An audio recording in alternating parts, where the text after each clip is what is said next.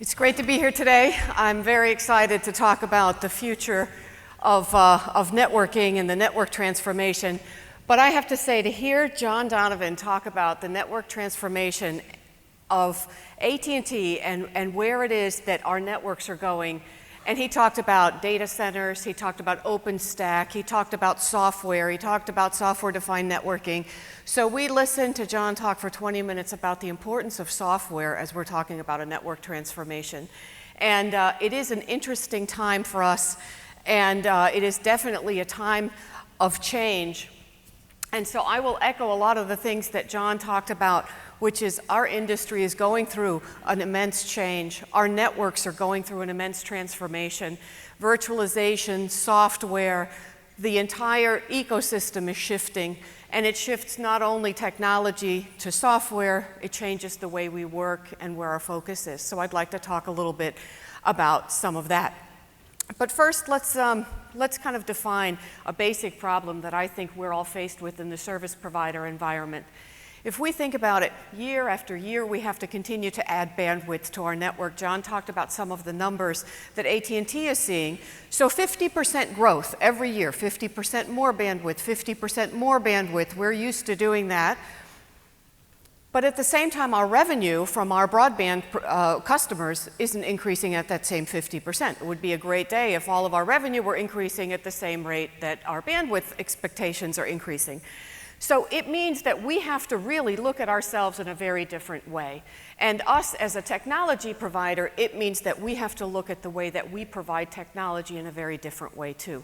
And it means we have to look at network elasticity, software-defined networking as the solution to how it is that we offer bandwidth in a shared way, as opposed to just building bandwidth and networks the way that we built them in the past. So a few statistics from Cisco. We have a visual networking index. You may have heard about it. We release this periodically. As a matter of fact, we just released one today, where we talk about the worldwide IP traffic coming up.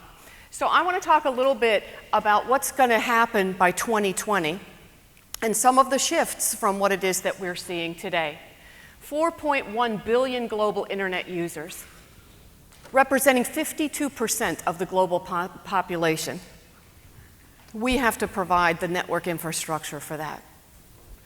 Look halfway down, 82% of the world's IP traffic is going to be video. John talked about 60% of the IP traffic being video today. It's going to do nothing but grow. We have to prepare for that with our networks. Another important fact that I like on here, global IP traffic is going to reach 194 exabytes per month. That's 2.3 zettabytes annually. It's phenomenal how much data is going to flow through our networks. Again, we have to prepare for that. It's our networks that this all needs to run on top of. So look at what's causing all of this growth. The massive explosion of IoT creates bandwidth needs, but it's also a real opportunity for us. If we think about the fact that factories are running a whole different way, and they're using IoT as a way to automate themselves, our transportation industry is looking at a whole different way of working. John talked about healthcare and what AT&T is doing with healthcare.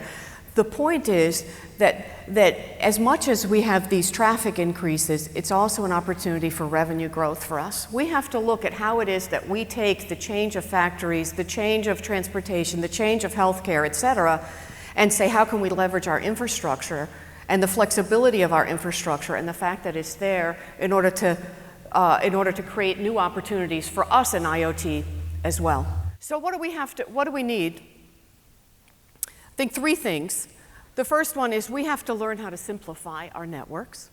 We have to be able to work with a new speed and agility. I talked about our competition is fierce. Our competition is working a very different way than what we've traditionally worked in.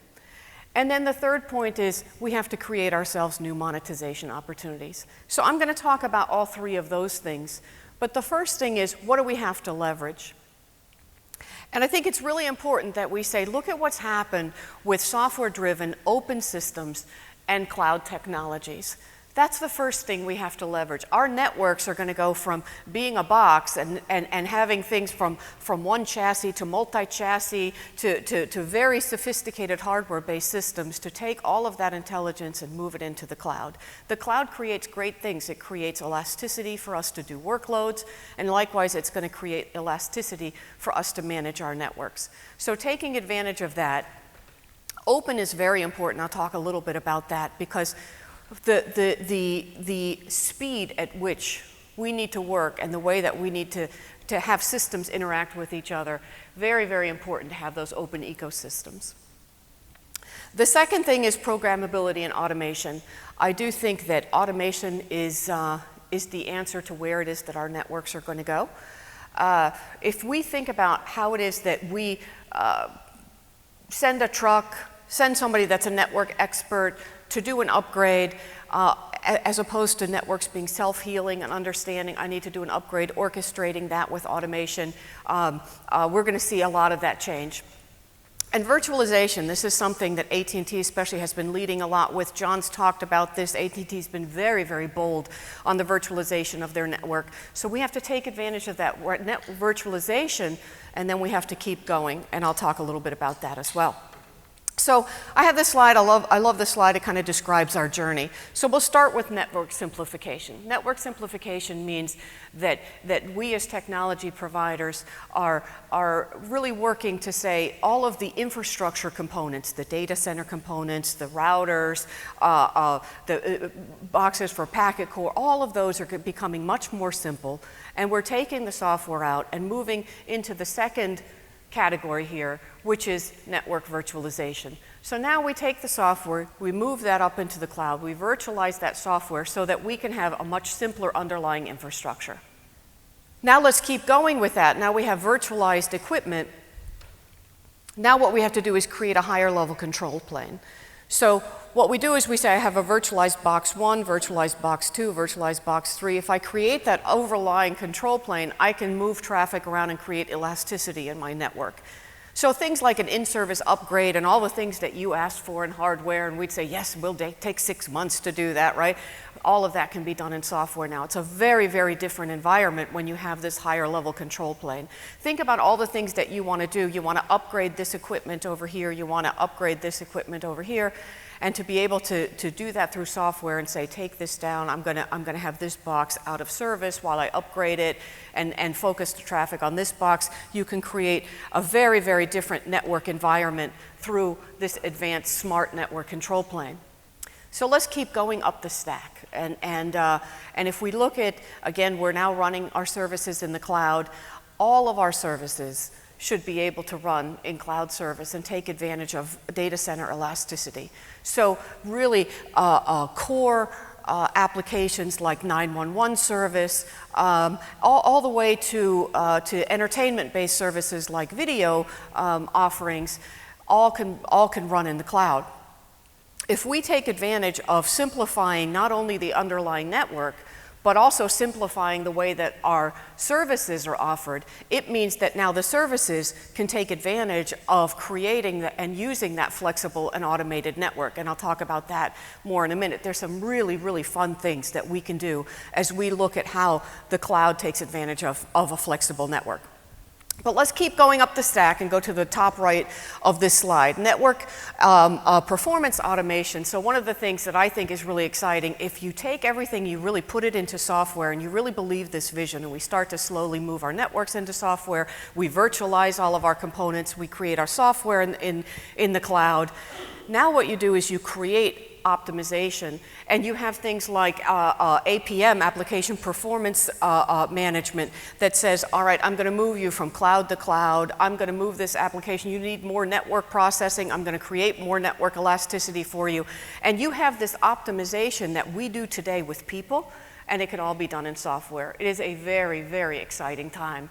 And I think that if you can visualize that journey, it is a journey, but it is a very, very fun one to take, because I think that in the end, we have a whole different way that we work, and we can focus on revenue, we can focus on TCO, we can focus on things that are very important for us in our industry.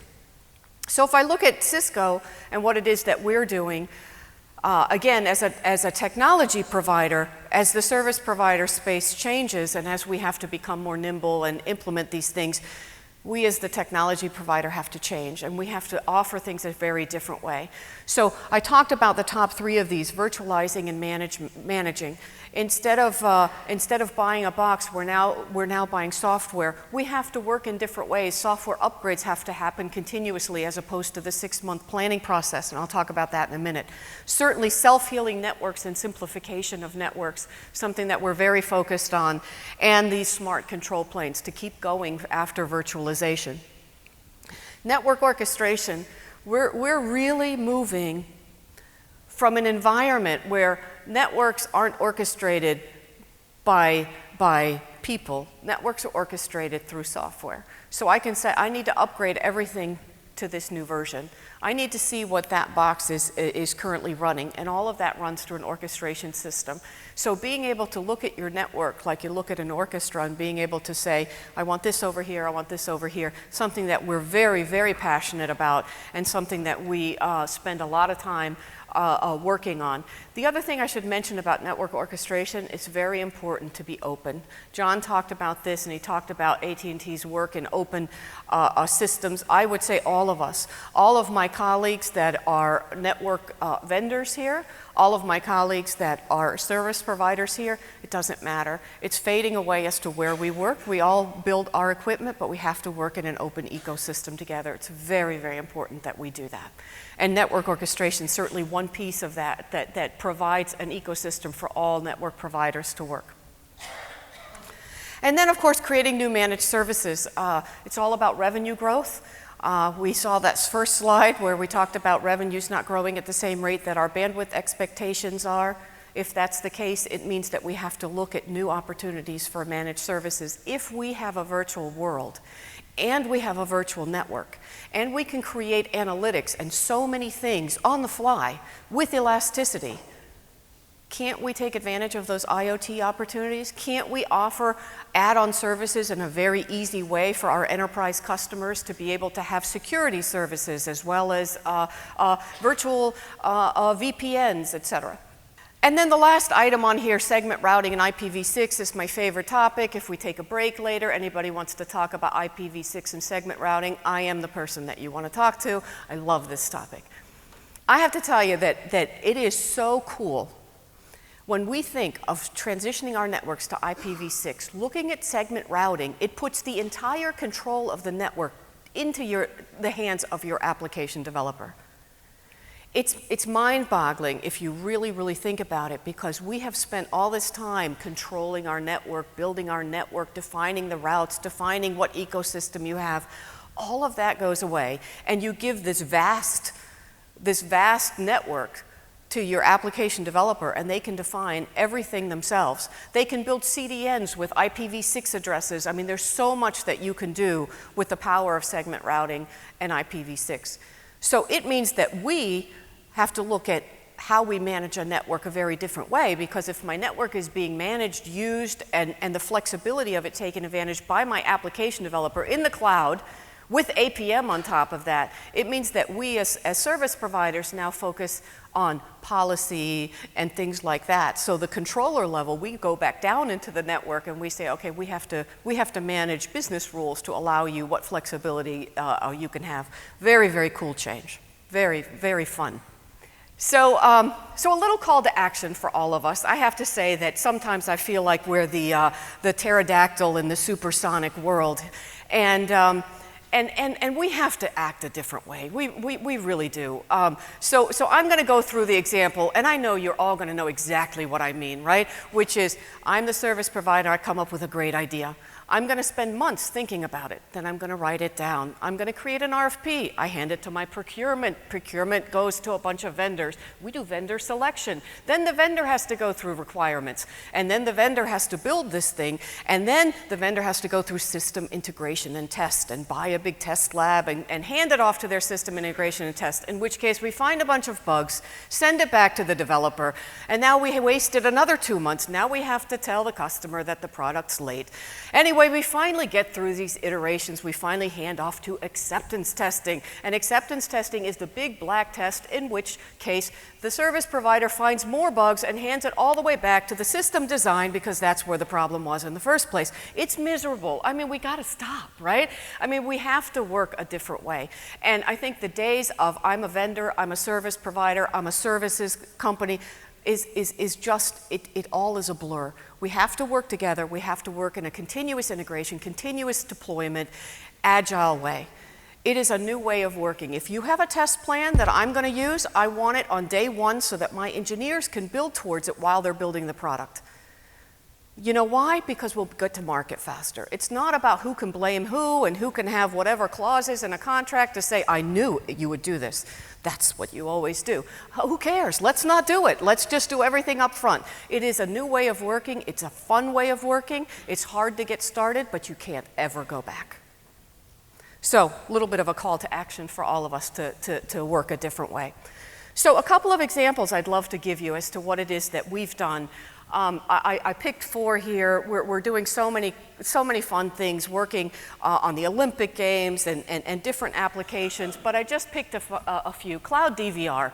Think about everybody has a DVR in their home. Everybody has a fixed amount of gigabytes. It's very expensive and it's very static, right? If you need more space, you can't get any. So moving that to the cloud has provided TCO savings as well as a revenue lift. You can do upsell capabilities, more storage, more devices, etc. Things we've done in virtualized mobile packet core, significant TCO savings, as you can see, and both in overall TCO as well as mobile backhaul savings. WAN automation, just by optimizing the network, 45% TCO savings and a revenue lift. Voice over Wi-Fi, many different examples, just by creating flexibility, just by moving software out, just by being able to create the ability to upsell. So I'd like to talk a little bit about what we're doing, so I'll show you a little bit of a video. Let's take a look. So what does the future of networking look like? It's not this. It's this. Networks of the future will be automated, programmable, and self-healing, creating a huge opportunity for operators now. It means saving and making money, and who doesn't like that? It's virtual, based on software for the speed, flexibility, and cost savings today's network operators need. And that's really good. But with everyone and everything becoming connected, won't networks run out of capacity? Not anymore. The network is agile, secure, programmable, and automated. It makes everything fast and easy. The network of the future features a smart cloud-based control plane, a smart traffic engine that automatically reacts to reroute traffic to deliver more bandwidth or fix a problem. It's elastic and self-healing, like this, not this. It means technical teams focus on innovation, customers' experience, and quickly delivering new, profitable services. It means they now can create and deliver new services for millions of customers in minutes, not months. Network functions and management are virtualized, automated, and orchestrated from the cloud. It's like going from this to this. Analytics provide business insights and determine when something is wrong or when more capacity is needed, automatically correcting the problem. Pretty cool stuff. But networks are complex and expensive to build and maintain, aren't they? Or are they? So, how do we get there so that we make the most of today's networks and investments while transforming to the new virtual network of the future? Who has the experience, innovation, portfolio, and resources to take on this challenge? Cisco. And there's never been a better time to build the network of the future, so we can focus on important things.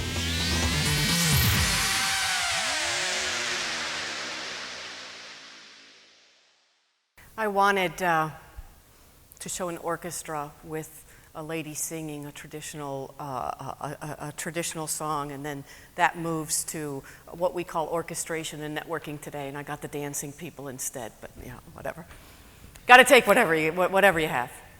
So let's just talk a little bit about business outcomes, and just in closing, you can see where this is going, right? John talked the entire time about software. I'm talking the entire time about software. As we go through this network transition, what used to be hardware-based is now becoming about how can we make it more flexible. It does by no means mean that the hardware becomes unimportant. Hardware becomes very important. ASICs still continue to be very important. It's just separated so that we can leverage the flexibility as much as possible. So our challenge and our call to action, let's go from minutes to months. Let's do zero-touch operations. Let's figure out new ways to grow revenue, and let's figure out how we can work together in a whole different way so that we can do qualification in days as opposed to months. So it is a different era. It is a very exciting time in networking and in software development and in cloud services. And I have to say that there has never been a better time to transform. Thank you very much.